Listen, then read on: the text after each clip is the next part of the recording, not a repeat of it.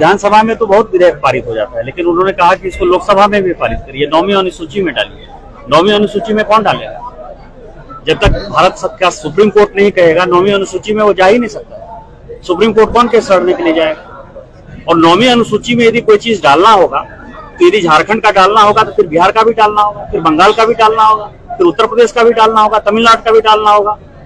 ये तो केवल जो है पूरे देश को तोड़ने वाली जो शक्ति है, जो बांग्लादेशी और आईएसआई मैं कह रहा हूं कि सरकार चलाती है, वही ये 32 के खतियान की बात करता है। दूसरा बात सवाल ये है कि देवघर का आदमी क्या करेगा? उसके पास तो 32 का खतियान ही नहीं है। मधुपुर का आदमी क्या करेगा? उसके पास 32 का खतियान नहीं है। सारठ, पालोजोरी, जामताड़ा का आदमी क्या करेगा? धनबाद का आदमी क्या करेगा? बोकारो का आदमी क्या करेगा? कोल्हान का आदमी क्या करेगा? 32 का खतियान किसी के पास नहीं है। कि पहला बात तो माननीय सांसद जो इतने बड़े ओहदे पर है और उनके पास बयान देने का उनके पास लहजा नहीं है, तरीका नहीं कि उन्हें किस प्रकार बात रखना चाहिए।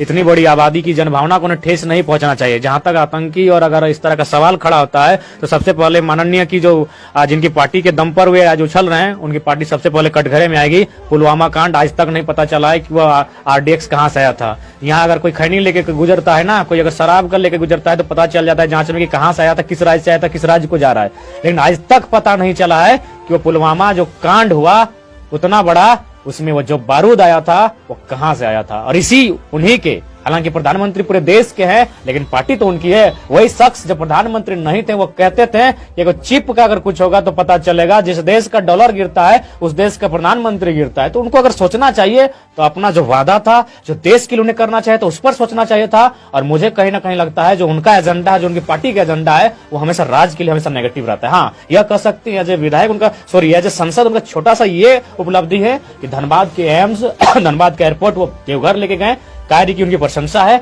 लेकिन बाकी अगर बात करें तो वह इंसान पूरी तरह से झारखंड को चाहता है कि यहाँ के लोग बदहाल रहे, यहाँ के लोग तंगहाल रहे। हमें नहीं चाहिए आपका वो विकास, हमें 1932 का खतियान उससे ज्यादा कहीं महत्वपूर्ण है। आप राज्य तोड़ने, आप अन्य राज्यों की बात करते हैं कि सभी कि राज्य में भेद ना करें, तो ठीक है, यहाँ की आबादी को अब बिहार में सुनिश्चित करें नौकरी देना, या फिर यहाँ की आबादी का गुजरात में नौकरी देना सुनिश्चित करें। और सबसे बड़ी बात इनका देखिए, कभी भी जो लोकलिटी का मामला है वो चुपचाप रहते हैं। अभी ये मैंने हेमंत जो भी उनका चल रहा है, और उसमें तो समझ देखने में आ रहा है कि पैसा दे के लोगों को लेके जा रहे हैं, वहां मारपीट भी हो रहा है पैसा नहीं देने पर। उनको बात करना है, उनको कभी रोजगार पर बात नहीं करते, कभी शिक्षा पर बात नहीं करते हैं, वो केवल और केवल धर्म की बात करते हैं। इसलिए उनका वो प्रोपेगेंडा है। पूरे राज्यवासियों के सामने उन्हें माफी मांगना चाहिए कि उनका जो बयान है वो शर्मनाक बयान है, दुखद बयान है, उन्हें पूरे राज्य के सामने माफी मांगना चाहिए।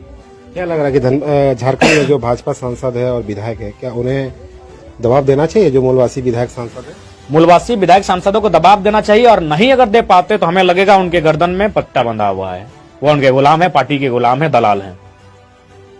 तो क्या आप आतंकी और बांग्लादेशी हैं? जी नहीं, हम लोग लड़ने वाले छात्र हैं, पढ़ने वाले छात्र हैं, जो अपने राज्य को बचाने के लिए, अपनी राज्य की अस्मिता, अपने राज्य की आइडेंटिटी को बचाने के लिए लड़ रहे हैं। यहाँ के लोगों को नीति नियोजन में अवसर कैसे मिले उसके लिए हम लोग लड़ रहे हैं। हमने बिहार में कभी दावा नहीं किया, हमने बंगाल में दावा नहीं किया, तो फिर अन्य राज्यों के लोग यहाँ इसे अपना ससुराल क्यों समझ के बैठेंगे? सीधी सी बात है। हमने राज्य क्यों लिया?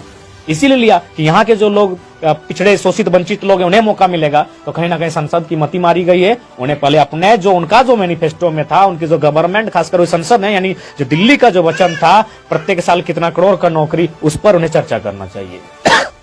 तो जानना वो भारतीय जनता पार्टी के हैं, और उनकी नजर में जो उस पार्टी की विचारधारा से भिन्न है वो उनको बांग्लादेशी लगता है, वो उनका आतंकवादी लगता है। जो भी है, आज अगर कोई बीजेपी में भी है, कल अगर उस पार्टी से निकल जाता है तो बीजेपी वाले लोग उनके पास एक सर्टिफिकेट बहुत शानदार है, देशद्रोही का, पाकिस्तानी कहने का, आतंकवादी कहने का, टेररिस्ट कहने का, ये उनका प्रचलन है। और इसी के दम पर वो गवर्नमेंट बनाती है, चुनाव के समय दंगे करवाती है। तो ये उनका प्रोपोगेंडा बीजेपी द्वारा जिन मामलों में, विशेषकर जो बहनों को लेकर जो दुष्कर्म अथवा उनके साथ अन्याय का मामला आया है, उसी में उन्होंने इंटरफेयर किया है जहां जाति धर्म का मामला हो। बाकी अगर मर जाए, कट जाए, कोई मतलब नहीं है। तो मुझे लगता है एक सांसद के दृष्टिकोण से, एक शिक्षित सांसद हैं, कहीं ना कहीं पार्टी को खुश करने के लिए आप इस हद तक ना गिरे। क्या लग रहा है कि अब ये लोग संसद में ये बात उठाएंगे, अब जो अभी ये विरोध कर रहा है? ये शख्स नहीं उठाएगा ये शख्स नहीं उठाएगा, PN सिंह नहीं उठाएंगे, संजय सेठ नहीं उठाएंगे, जयंत सिन्हा नहीं उठाएंगे। ऐसे 4-5 सांसद हैं जो झारखंडियों का हित नहीं चाहेंगे। कौन उठाएगा? मुझे लगता है इस पर गिरिडीह सांसद को उठाना चाहिए, वो लोकल है, लेकिन हालांकि वो भी सेंट्रल पार्टी से उनका टाई अप है। उसके बाद जो भी जितने आदिवासी मूलवासी सांसद हैं, विद्युत वरण जी को उठाना चाहिए, या फिर विजय हांसदा जी हैं, आपका सुनील सोरेन जी हैं दुमका से, तो उन लोगों को इस बात को संसद में रखना चाहिए, पुरजोर तरीके से रखना चाहिए। और उन्हें तो यह इस बात का भी चर्चा करना चाहिए संसद में कि जब सभी राज्यों को पहचान मिला है, सभी राज्यों के लोग अधिकार मिला, तो झारखंड के साथ लूट खसोट क्यों? उनको डबल वोटर आईडी का मामला रखना चाहिए था, अवैध बस बसाव का मामला रखना चाहिए था उन्हें। क्या लग रहा है अभी तक ये लोग मुखर होकर तो आवाज उठाया नहीं, तो क्या लग रहा है संसद में उठाएंगे आवाज? कहीं ना कहीं जो नेशनल पार्टी के जो लीडर होते हैं उनमें उनके लगभग एक तरह से उनको कह सकते हैं उनके गले में एक पट्टा टाइप सा रहता है, ये सच्चाई है। सीपी चौधरी से क्या उम्मीद करते हैं आप? देखिए वो उनका यहाँ स्थानीय पार्टी से भले उनका टाई अप सेंट्रल पार्टी से, तो उन्हें कम से कम अब संसद में इस बात को रखना चाहिए, इस बिल को लेकर उन्हें पुरजोर तरीके से बात रखना चाहिए।